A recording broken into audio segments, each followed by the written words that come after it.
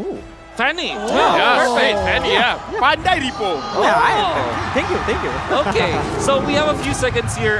Ripo, I want to pick your brain. I want to ask you, what do you think is the general win condition here for both teams? Who do you think is more favored? For me, I didn't pick any side. I'm Malaysian, but I really like Echo Draft, seriously. Okay. The draft is really like pick off and then team fight. Pick off, team fight. Oh. Yeah. So You just like to play in that kind of yeah, I competition. really like that gameplay. So Okay. Todak need to be careful. Okay, how about you, gentlemen and lady? Yeah? I'm sorry it's making it a bit more Nah, it's okay. like complicated for you. Yeah, it's okay. I'll get used to it. We have a full 5 game series to do it, but yeah. She's sorry for being a lady, and for me, looking at this game, I'm looking at Toda. If they want to win, I agree with Ripo. They gotta play macro. Gotta play macro. That will be the win condition for Todak, while Echo very comfortable with this. Now Eterna, please take us to the Land of Dawn. Ladies and gentlemen, let's invite you through the portal as the swordfishes and the orcas are going to collide for game number 1 in this best of 5 series. The crowd reacted. Yeah, we missed the hook on a non-moving buff. But you know, it's okay. It's okay. It's all right because, again, in this kind of game, it's all about how you finish, not about how you start. Speaking about how you start, so far, Yums and Moon, they're moving together. Moon there, doesn't know that Yaoi is there just yet. Pulls the buff. Finally gets it. Doesn't really matter that much. Oh, right? they're going to sandwich the playmaker. Backing up Yums. Very low, Yaoi. Where you going? He survives. Yeah, you just mentioned it, right? It's not how you start, it's how you finish. And he does land that hook, and it does buy Echo a little bit of time here in the early stage of the game. But one of my questions is this a signature Yaoi at the Franco? Honestly, I kind of feel like Yaoi is one of those players that you could just do with anything, right? I wouldn't say it's signature, but he's very good at it. When you say signature, you're still looking at the Cho, maybe even the Kufra. But oh wait, Sanji's gonna be okay. There's the knock-up, concussive blast trigger. A few basic attacks could have done it. Sanji lives. Yeah, he still gets out for the moment here. And you can see the rotations happening, like the difference in rotations happening from both of these teams. Feels like Todak gonna spend a little bit more time and looking to invade, actually. Carl TZ and Rival going at it. Yep, I think he got the call from Moon. They're looking for the play here, the invade. Oh, instead gonna move over to the gold buff. Right now, honestly, looking at the bottom side because I'm very curious how Chico Guys is playing this lane because as a carry with the Purify, you kind of can't take those very aggressive trades because if you have a very, very bad positioning, you don't have a lot of options to run away. So for now, BenQt is actually forcing Chico Guys to be in his turret. As I say that, Chico Guys is moving forward. Here's the pull coming in from Echo. 2v3. Sanji refuses to leave. Still not hitting level 4. There's the Black Dragon form coming in, drawing a line between the members of Todak and Echo. Carl Teasy scores a turtle. Yeah, in this early game, you would expect that Todak might be a little bit more aggressive, but it doesn't seem like Rival want to go for the objective play. I mean, looking at his emblem itself, right, he wants to go for these plays on those side lanes, give perhaps Chico a little bit of a fighting chance, realizing because he's on the carry, he is in a losing lane against the Beatrix. Yeah, I kind of feel like Rival, I think he goes in just a little bit just to see how much he's dealing damage in this game, and I kind of feel like, okay, I don't feel like I'm enough just yet, so he's gonna wait just a little bit more. I saw a little bit of attack speed, a little bit of damage there on his starting build. Not sure what his first build is gonna be, but for now, I kind of feel like Toda, they do want to go a little bit aggressive. They want to make sure that they win the side lanes, but it does look like it's not gonna be enough. And for now, 2 fingers. That means it's gonna be quick, not the quickest, but still relatively quick. It's a relatively easy to fix situation here, as you can see. Sanford waiting very, very patiently for one of our marshals to fix up the situation. Something to note as well, Todak wants to engage, right? We talked about how the early aggression is not misplaced, but you gotta watch out for the fact that Echo is the proprietor of the Echo Express. If anyone goes fast, it's Echo. And if I'm not mistaken, they hold the current record for fastest game in MSC so far. Some teams come close. I think 11:05 or 11:03, Evo versus Fimp. Oh, it was Fimp got mad. Yeah. So we've beaten the record. All right, so, well, Fimp's not here anymore, so Echo then. Yeah, true. So they are currently the whole record holders. So yeah, I think Todak has the temper, their expectations, and they have to step on the clutch every now and then, especially since Echo's looking to snowball with that early turtle. honestly, one point as well that is very interesting. We have to see in game number 1 how things are going to go down, because I kind of feel like for the Malaysians watching, they're like, yo, they're trusting Rival again because now he's on that assassin, which is, I gotta say, pretty risky, because we see how Philippine teams know how to go up against assassin junglers. Just make sure you control their buffs, and then eventually they'll get capped. Yeah. They will reach their ceiling very, very soon. So this is big trust coming in for Rival. Yeah, that's a question that I wanted to ask, right? Because we saw the game from Blacklist yesterday, right? When his opponent picked up an assassin in the jungle and they were able to freeze that blue buff and make the Fanny just really unable to do anything. It was a walking Fanny, but this is the circle of life. Did you know that the orcas actually naturally prey on swordfishes in the sea? For this match, they will retain the same natural order, or will the food chain be reversed this time? The more you know. So nature, or, you know, breaking nature This is perfect. for Todak. This is perfect. It all leads into what we were discussing prior, right? Again, making sure that the purple buff doesn't come through, making sure that Rival, this trust put in him, comes through. Hey, talking about assassin junglers, this is the assassin jungler. This is Carl Teasy, right? Yeah. Utility jungle, wise, sure, whatever. But in the early days of MLBB Esports, it's Carl Teasy. I mean, that's why the Lancelot, he has a Lancelot skin. He is the Lancelot He is skin. the Lancelot. He's a pretty good-looking Lancelot. Okay, and with that in mind, let's see. Oh, what? There's a bite down on Ayooms. Again, we mentioned the GOAT. He draws first blood. I mean, that just happened, Chiku guys, losing the lane. You were talking about how Echo will be the one moving forward, Exactly. and that just happened. Satu v satu. Yeah, they heard you. I mean, for some reason, I cannot say that I did not expect that to happen from Chico. Hey, He's always so aggressive. They don't know that Echo wanted to go just as fast given their pick-off engagement. As Ripo said, right? This is the place that he likes. Well, I mean, you know, Todak has the second option of splitting the map. Usually we see carry with something like a Kaja or a Franco to make sure that you get that confirmed 2v1 kills, but I don't know. I'm very interested to see how Todak is going to move around the map, because, again, something about Todak, I would say one of the early monikers for them is that they're the king of comebacks, because they always seem to lose the early game, come mid and late. Somehow they just turn things around. I'm actually quite interested in this in-game equipment by the Beatrix, right? So Fury Hammer for the damage, and she has the pants, but she's in a winning lane. Is it because she's, you know, vying that Rival may come to that lane? Yeah, legit, because again, anything could turn around very, very quickly, especially now looking at this. 4 people from Todak are coming down. It looks like they know something is up, so Yaoi is just bringing the farm a little bit quicker. Now looking at the emblem set as well, I don't think anything is going to grab anyone's attention. Yeah, and again, the steal take place just to make sure that Rival cannot get a kill, and I think that's why Rival came, saw how much damage he can deal, and then he's like, yeah, it's not enough. It's not enough. Yeah, so far here, things are getting a little bit more passive. Both teams are trying to set up as best as they can to get that next objective, which is that turtle, right? Both of these teams are quite dependent on that level 4. They've hit that already, as we are already in the 5th minute of the game. Yep, Carl Teasy making a beeline. He knows, not wasting any time. Sanford goes for the Black Dragon form, no one home. Instead, Todak is going to inhabit the lower part of the map.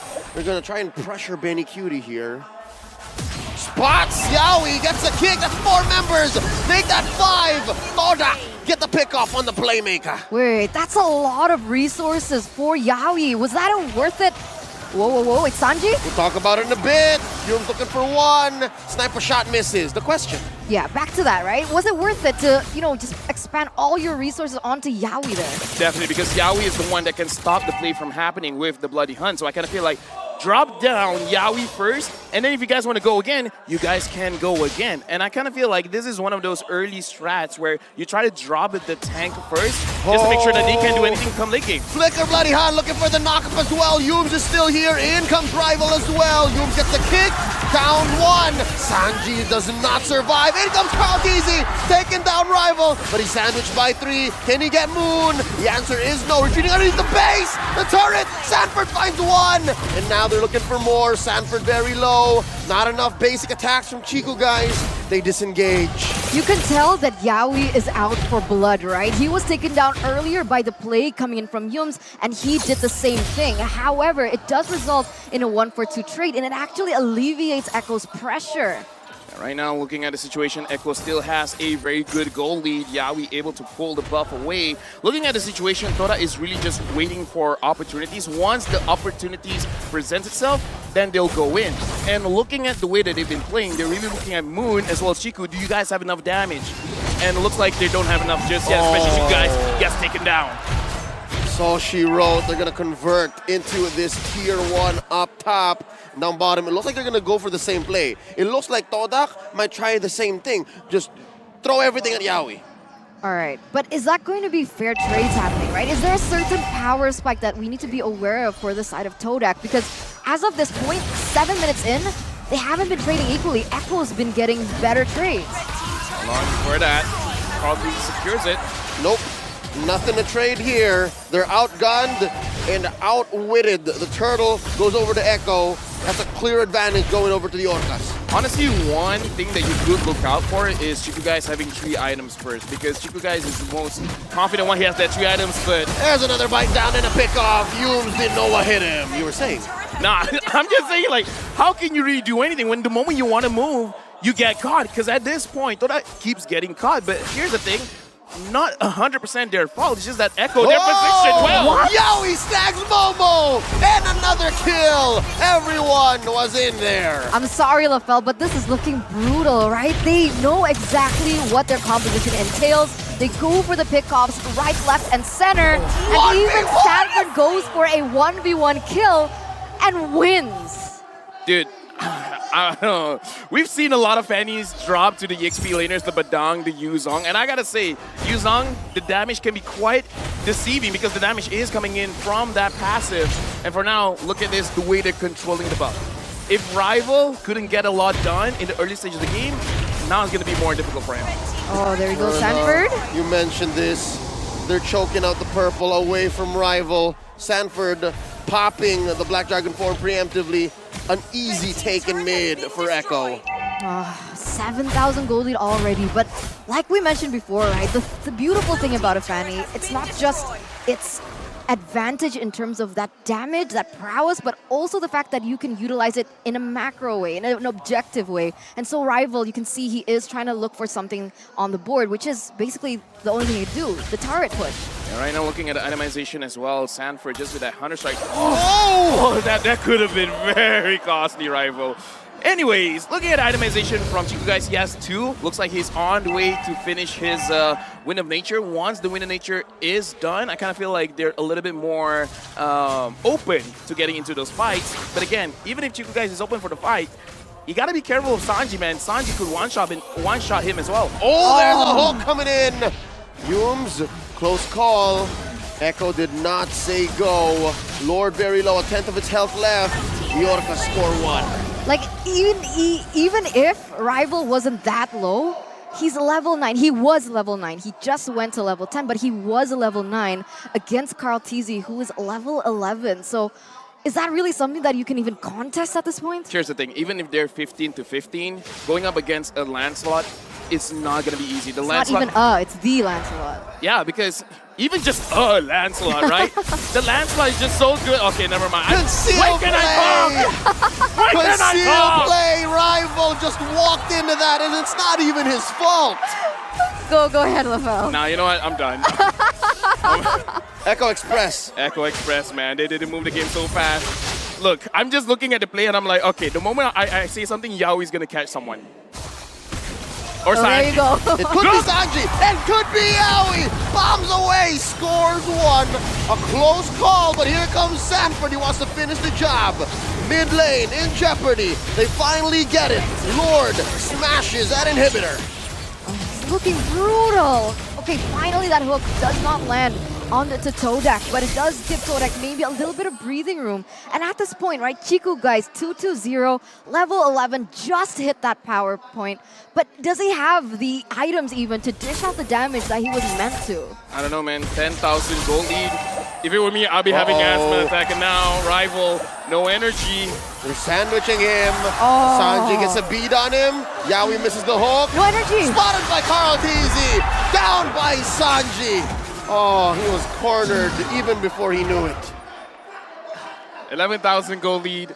not looking too good, because for them, now they got to make sure that they can survive and engage coming in from Echo for someone to eventually split push. But with Sanford and Sanji, the way that they've been playing, I don't think they can survive. Here comes Sanford coming in from the west. Breaking that holy shield, knocking up Momo, knocking up Humes, and there's the plan of execution. They're not letting Todak breathe. Underneath the ocean, they take Sanford, the punish from Todak. Yeah, a 1-4-2 trade, so they are able to defend it. They don't lose that tower in the top side, but in exchange, they have to lose Yums and Momo. It could be worse. It could be Chiku guys. But now, because the waves are hitting like this, Chiku guys does have some time and the resources to be able to maybe try and catch up. Okay, let's look at the instant replay, see what really happened here. And here's the thing, this is always how Echo starts a fight. Yaoi, you try someone, you didn't get it. Sanji, no? All right, well, Sanford is going to come in and make sure something happens. And in this situation, Chiku guys was able to dodge a lot of the damage, a lot of the attack. Chiku guys still has that Purify, so it's going to be good going up against the next team fight at the Lord if they want to go for it. But the thing is, someone has to be the one to take away the Franco ult. Someone has to be the black sheep. Someone's just got to be like, yo, Yaoi, look at me. Hug me, bro. The scapegoat. Someone has to be the scapegoat. Sacrificial lamb. Here we go. A hook thrown out by Yaoi. Lord here, not even a thought to contest. Another one for Echo. Wow, they're just dominating left, right, and center. Here, finally, Chiku guys picks up that Momo didn't know Yaoi was there. He gets knocked up and taken down just as quickly. And now Rival struggling to keep his purple. GTP coming in. Black Dragon form from Sanford. Another hook comes in from Yaoi, and they're going in underneath the turret. Chico guys falls. They do get one on Sanford. Again, the second death for this young XP laner. And now Lord Martin and Rival struggling to control and take down the minions. Yumes is gonna fall as well. Oh Lord, there's just two left. Now just one. Moon goes down. Echo takes game one. The Orcas showing their teeth as they lead the series against Todak here in the first game. That was brutal. How many minutes was that? I didn't look at the timer. All right, let's not talk about it 1-0. I gotta say, this is not a good way to start for Todak fans. I mean, you know, the question is, right, is Todak a type of team who needs to feed off momentum, or can they come back from a 1-0